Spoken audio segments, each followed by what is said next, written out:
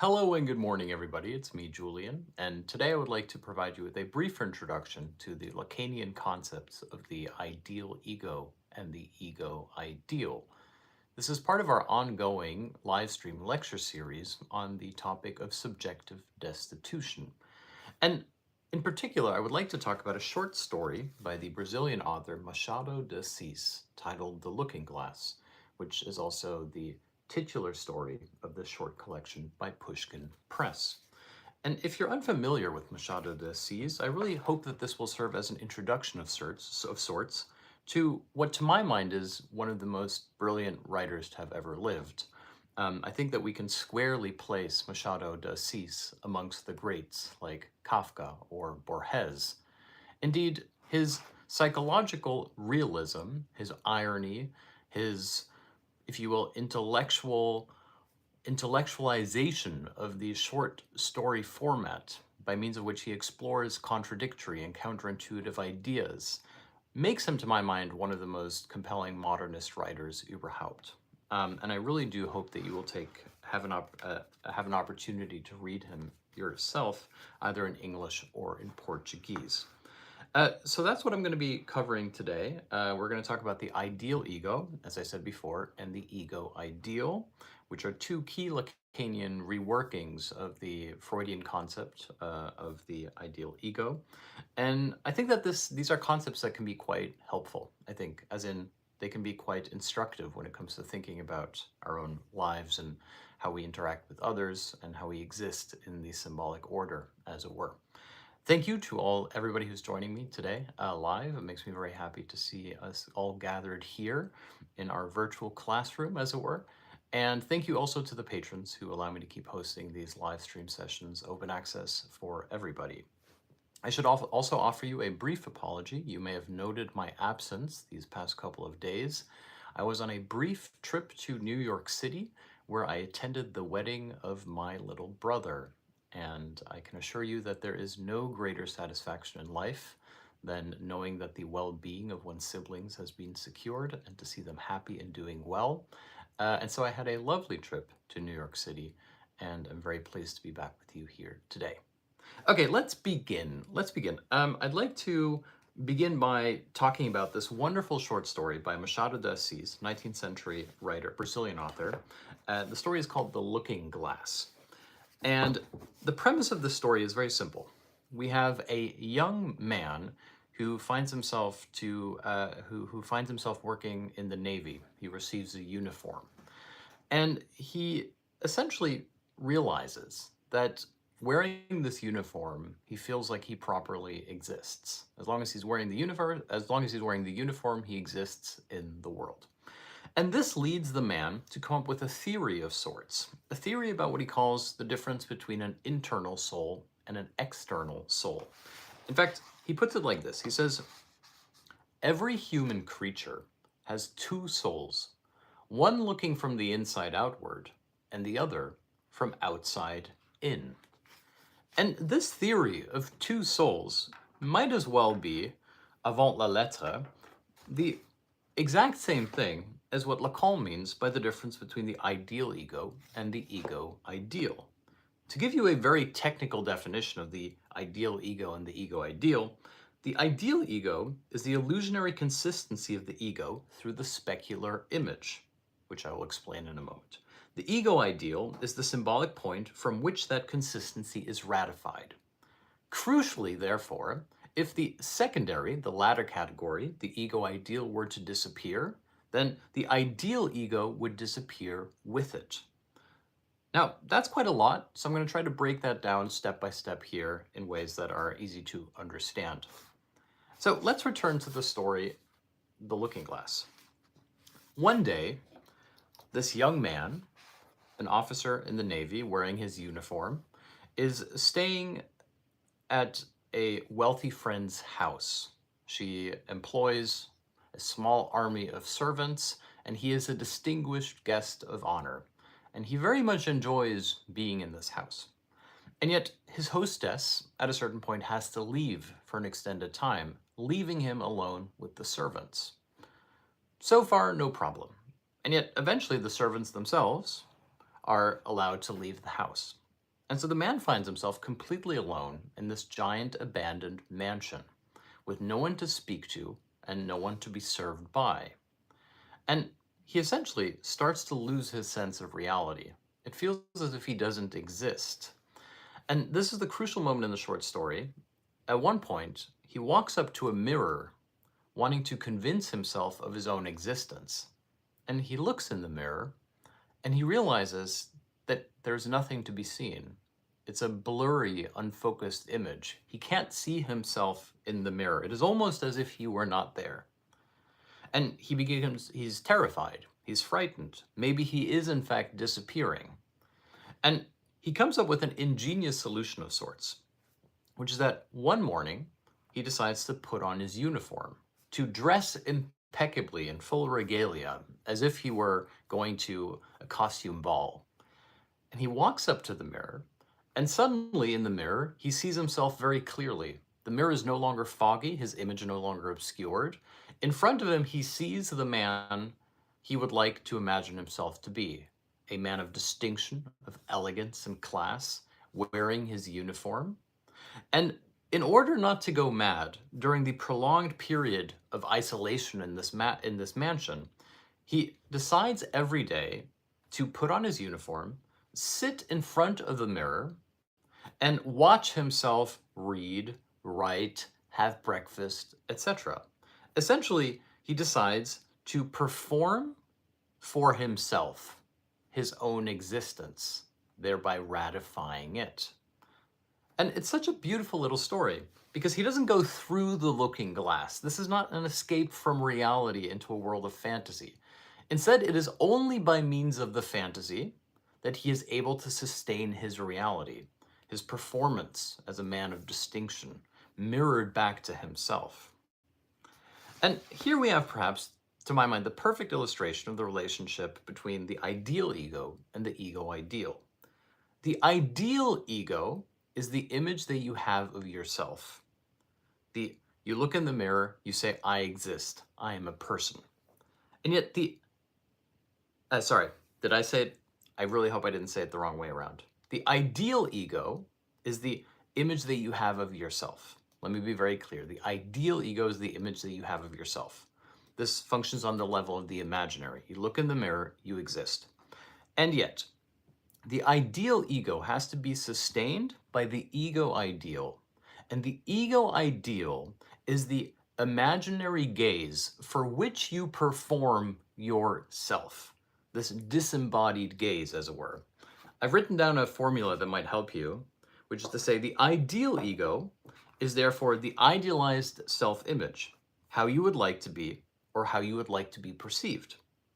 The ego ideal, on the other hand, is the agency whose gaze you try to impress. In Lacanian terms, this is also known as the big other. Quote, the point in the big other from which you observe and judge yourself. And what's important to note here, therefore, is that the subject stages his existence by means of appeasing both. On the one hand, the subject must subscribe to the ideal ego. I exist. I have an idea of who I am and who I would like to be. But it has to be sustained by the ego ideal, which is to say, I am seen by the other. I am recognized. What happens in the short story, The Looking Glass, is that as soon as everybody disappears, as soon as the hostess is gone, as soon as the servants are gone, the essential ratification of the big other, the gaze through which the man is seen, disappears. And so it feels like he himself has disappeared. There's nothing to sustain his ideal ego, his sense of self. Hence, in order to prove to himself that he exists, he must create a spectral other, the figure in the mirror, who appears to be looking at him. And so he dresses up for this very image. Now, the key Lacanian argument here, the reason that Lacan is introducing this in the first place, the key Lacanian argument is that we find enjoyment in the spectral image. We find enjoyment in being seen by the big other. But what's crucial here is that it is a disembodied, internalized gaze. It doesn't have to be someone who's literally looking at you. Think, for example, about luxury, like luxury goods or luxury travel. let's say that you're staying in a really expensive hotel or driving in a really expensive Uber. Strictly speaking, there's very little difference between a luxury hotel and an ordinary hotel. You're not simply paying for the amenities. In other words, it's a place to stay, whether it's a luxury hotel or a cheap hotel. They're basically a bed and a room. One might be a little bit nicer, the other one not so nice, but they fundamentally serve the same purpose. Why would you spend 10 times more simply to have a room that is a little bit more exclusive? Well, from a Lacanian perspective, the the luxurious element, resides not in the actual content of the room. In other words, it's not that the room is nicer. The luxury element lies precisely in the idea that you are observing yourself enjoying the luxury. In other words, let's say that you're flying in a private jet or something obscene like this, and you think to yourself, I have made it. I am one of the people flying in a private jet. Here we have essentially the pleasure that comes with the ego ideal, the disembodied gaze through which you watch yourself having succeeded in life. And on a smaller but more universal scale, you could say that the same is true for social media. Whenever somebody posts a picture of themselves online, preening in the mirror or posting their breakfast, we should always be very suspicious of the fact what the actual purpose of this image is. Which is to say, it's not simply to impress the other, to impress the followers. Strictly speaking, people post these images to impress themselves, to reassure themselves that they exist, that they are enjoying it, that they have made it, as it were. In other words, it is by means of posting a picture of yourself looking good in the mirror that you prove to yourself that you have access to enjoyment. In other words, the disembodied gaze of the other provides the elemental framework through which you prove to yourself that you exist. To once again go back to my original formula, the ego ideal is therefore the symbolic point from which the consistency, the illusionary consistency of the ego, is ratified.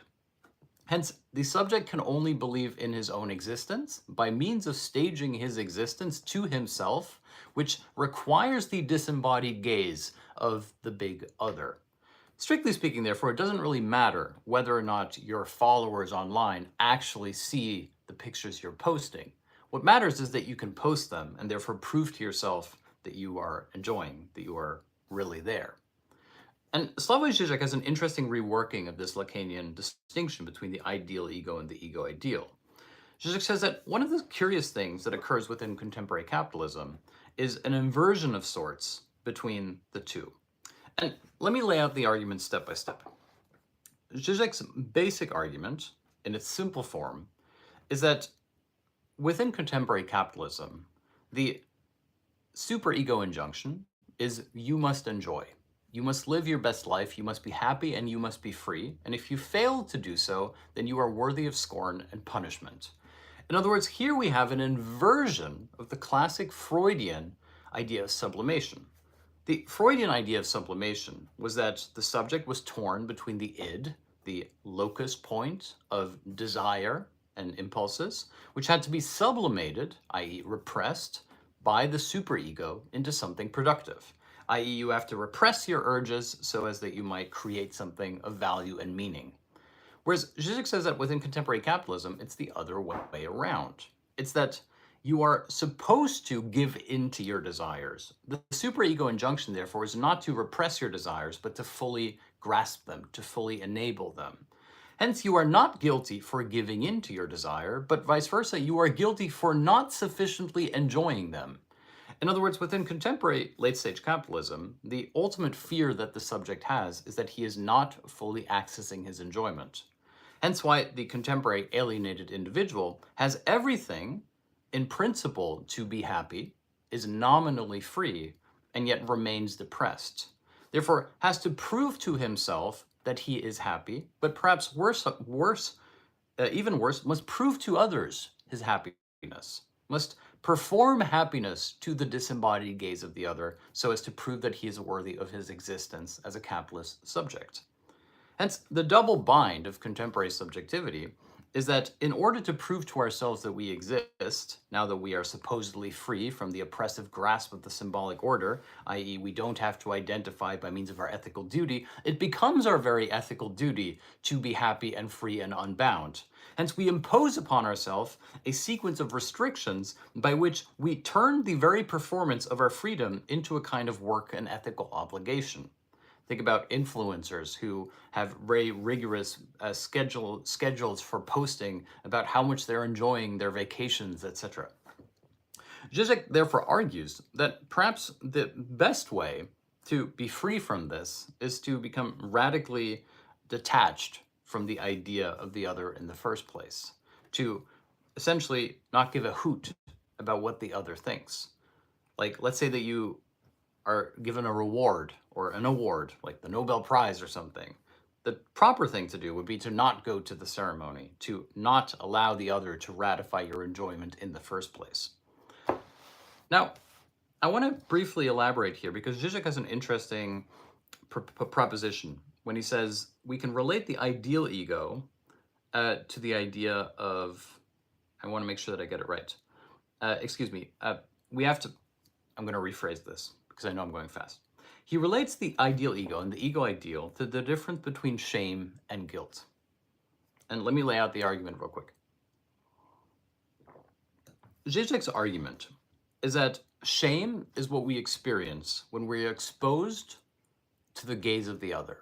For example, on an elementary level, if you were to be stripped of your clothing and if you were naked on the street, you would experience shame because you would be exposed to the other. Of course, we all wear masks and facades, and so if people see us for who we truly are, like if we actually pass wind in public, for example, we would once again experience shame. We would be exposed. This means that when we interact with the other in the symbolic order, we have to essentially hide or obscure our shameful self. And the gaze of the other is that which induces shame in us. Of course, vice versa, love is precisely to find somebody who you are unafraid to be exposed to, someone who you don't feel ashamed exposing yourself to, both literally in terms of being naked, but also in that they know all of your worst behaviors. They know your flatulence and they know your neuroses, etc. This for Zizek is love, knowing the part of the other that is obscured from the rest of the world. This is contrasted with guilt. Guilt is not when you're exposed to the gaze of the other. Guilt is when you are exposed to the gaze of the other in yourself.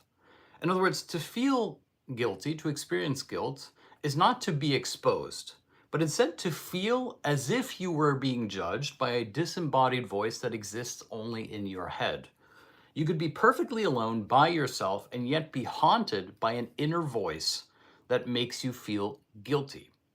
Hence, for Zizek, shame is on the level of the gaze. We are subjected to the gaze of the other. Whereas guilt is when we are subjective to the disembodied gaze, i.e. the voice of the other that speaks within you. Now, here comes Zizek's counterintuitive inversion. He says this is how it's traditionally seen. Namely, you feel shame when you are exposed to the gaze of the other, and you feel guilt when you are exposed to the voice of the other in your head. But within contemporary modern alienated, i.e. capitalist life, he says it's the other way around. We only feel truly alive when we are exposed to the gaze of the other. Something which would have brought us shame in the past now makes us feel alive. When our secrets are exposed, like confessional narratives on the internet, we prove to ourselves that we exist as authentic beings. When we post pictures of our day-to-day lives and all their dull ordinariness, we don't feel shame that we are exposed. Instead, we feel like we exist. Therefore, what used to be an object of shame, namely your secrets are exposed, now becomes a precondition for your very existence. I exist because my self is exposed to the other. Therefore, the big other becomes constitutive to the performance by which you stage your own existence. And vice versa, guilt, therefore, is no longer the internalized guilt, the disembodied voice of the other, saying you are a bad person, you should have worked harder, you should have, etc. Instead, the guilt that you experience is the guilt of not properly enjoying. of not having direct access to enjoyment as such.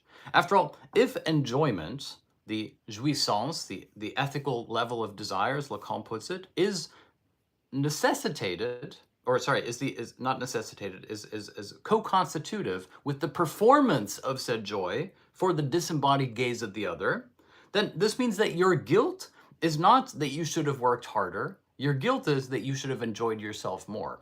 That even when you're doing the thing that should bring you pleasure, you are somehow not fully embracing it or embodying it.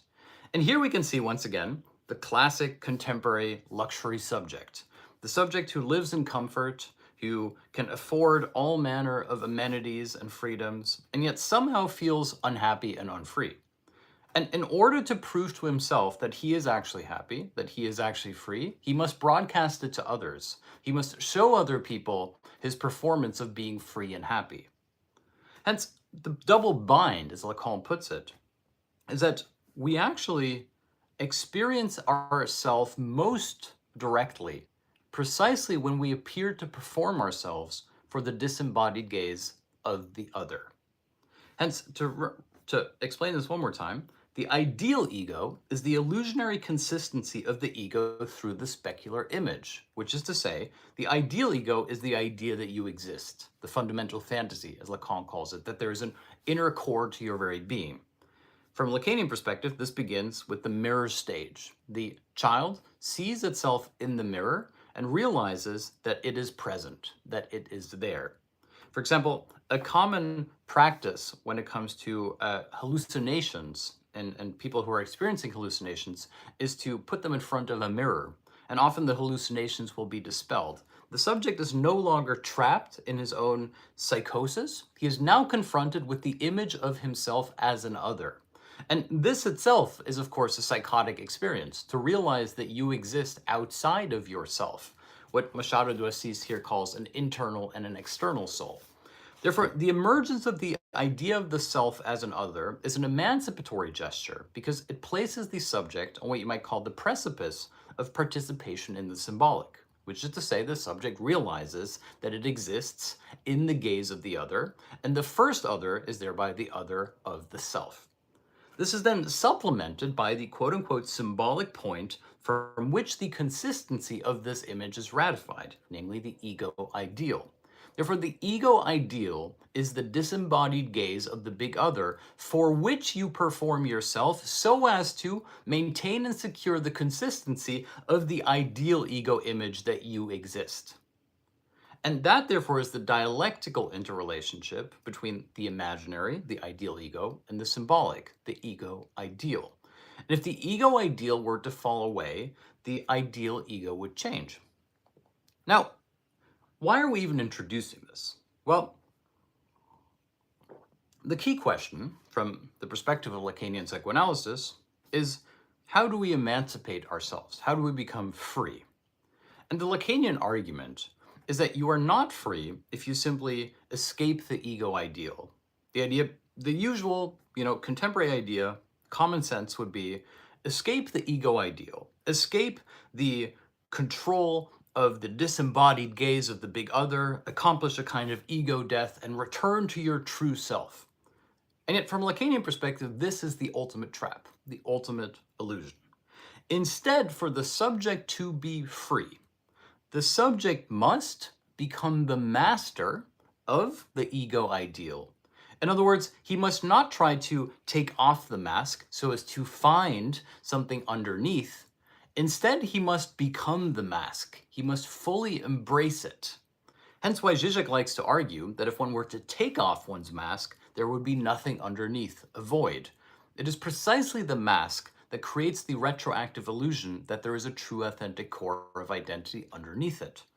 Now, to return to the looking glass, think of the ingenious solution of the protagonist.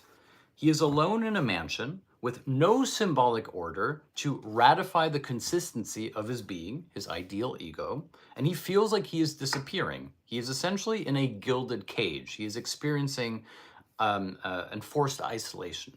And his solution is to dress up in his finest regalia and to sit in front of a mirror and to essentially perform being himself as a Navy officer to the disembodied gaze which is himself refracted in and through the mirror. Hence, he has become the master of his ego ideal. He has become his mask. And the Lacanian argument is that we are most ourselves, we are most comfortable when we are our masks, when we've created a symbolic universe in and through which there's a consistency in our integration into the symbolic. And I think that this is actually like a pretty important point to make, which is to say, the trap is to think I want to dig down deep into myself to find some authentic core of my being, to reject the world and to somehow find something within.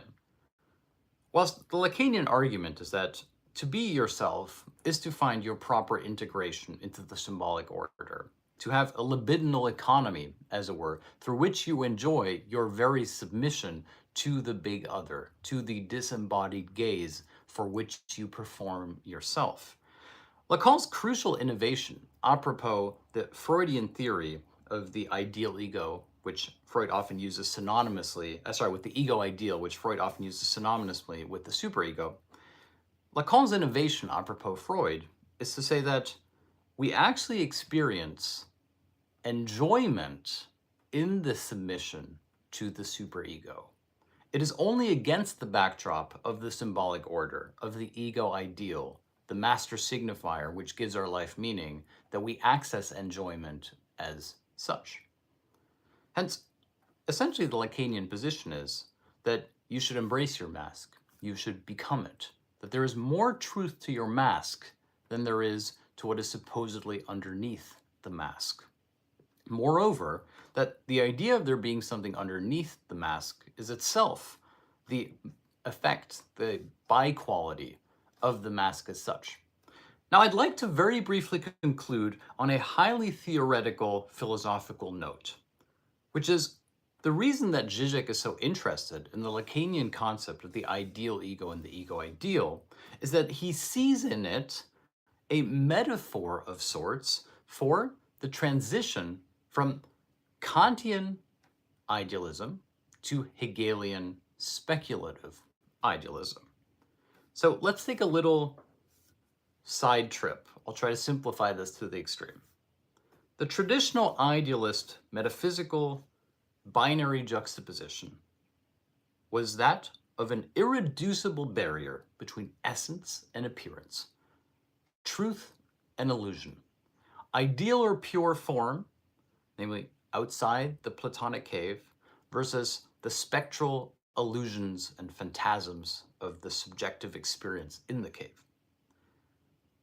Hegel essentially makes the Lacanian wager, at least this is Zizek's gambit, that the truth lies not beyond the veil of appearances, but within the appearance as such.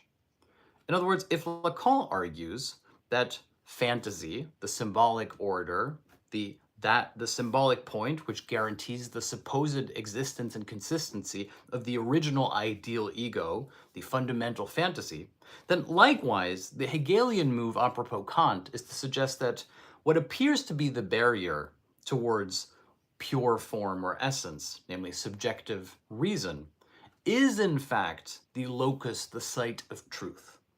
That there is nothing behind the veil, that the idea that there is something beyond the veil is itself the ultimate illusion.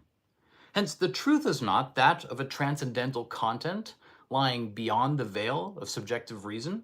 The truth is that of the form, the content hidden within the form as to the irreducible compatibility of the transcendental pure object and subjective reason, which therefore is no longer its barrier, but itself the very key. In other words, in the same way that Lacan argues that there is more truth in the mask than what is supposed to be underneath the mask, Hegel argues that there is more truth in subjective reason, which is therefore not the antithesis to essence, but itself the process by which essence emerges in its supposedly opposite form. Now, that is, of course, deserving of a much longer video, but I think it's important to note that the reason that Zizek is interested in Lacanian psychoanalysis is because he uses these ideas as a metaphor of sorts for the Hegelian post-metaphysical turn. Okay, it's a lot to take in, but I hope that this has served as an introduction both to Lacanian psychoanalysis and to Machado de Assis. I very much hope that you will consider reading some of his works, as they are just absolutely phenomenal. I wish, I could talk for hours and hours about each and every one of these stories. They're so brilliant. In fact, in the post-lecture seminar, which I record exclusively for patrons, I will talk more about his story, The Alienist. And he is very Borgesian, like, you know, the canon. This is the title of another story, The Canon, or Metaphysics of Style. Like, his short stories are almost like essays, and they're wonderfully witty and ironic and interesting. On that note, thank you so much, and I will see those of you who are patrons in our bonus seminar in about 5 minutes or so. See you tomorrow.